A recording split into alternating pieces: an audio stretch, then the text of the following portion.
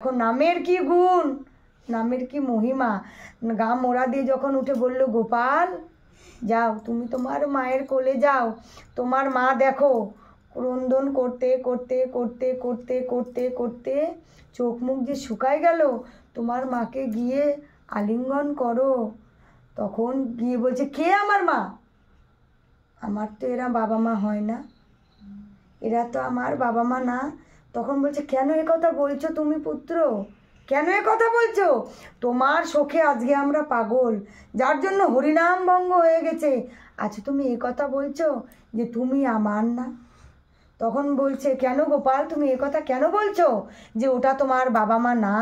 তখন বলছে, হে প্রভু, আজকে এরা যদি আমার বাবা মা হতো তাহলে তো তোমাকে অভিশাপ দিত না যে আজকে থেকে আর কেউ হরিনাম শ্রবণ করবে না। সেই হরিনামের জোরে তো আজকে আমার প্রাণ ফিরে আসলো। আমি তো আর এই বাবা মার কাছে থাকবো না। আজকে থেকে তুমি আমার বাবা, তুমি আমার মা, আজকে তোমার সাথেই আমি চলে যাব। জয় জয় শ্রী রাধা।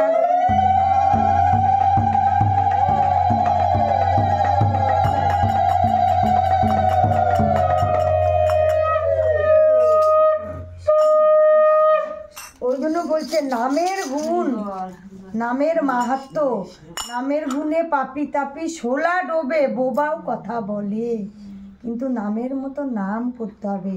আজকে আমরা যদি ভক্তি ভরে নাম করি, ভক্তি ভাবে গোবিন্দকে ডাকি, তাহলে তোমার নিরামিষও খেতে লাগবে না, আর এত এত আড়ম্বর করেও তোমাকে প্রসাদ দিতে হবে না। শুধুমাত্র তুলসী পত্র আর চোখের জল দিলেই গোবিন্দ সন্তুষ্ট হয়ে যাবে। আর বলে তুমি যা চাইবা তখন গোবিন্দ তাই দিবে। তার মানে এ না যে আমার কামনা বাসনা আজ 1 তালা, কালকে 2 তালা দাও, কাল 2 তালা, কাল 5 তালা দাও, আজকে 1 লাখ, ওটাকে 10 লাখ করে দাও, সেটা না।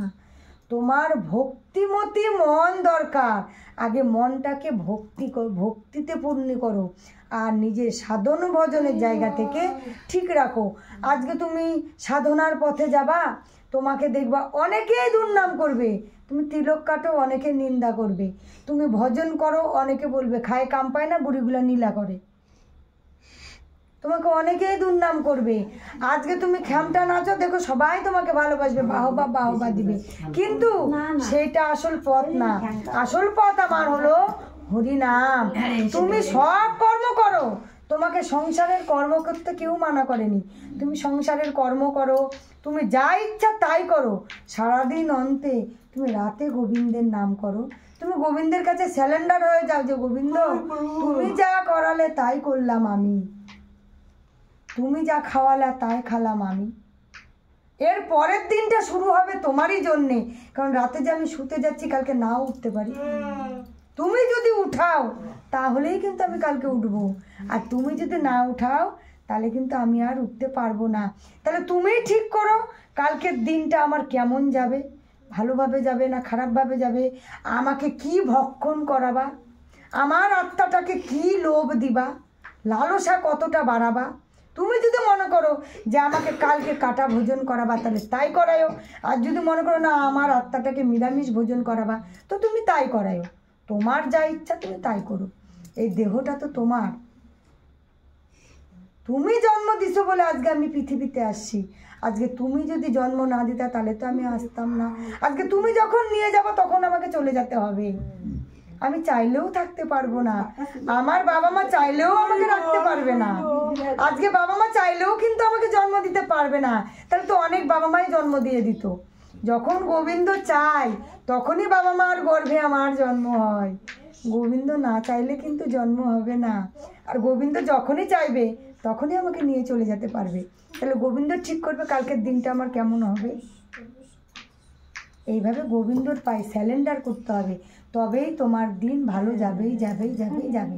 জয় রাধে। পাঠ আর বাড়াবো না, শেষ করবো।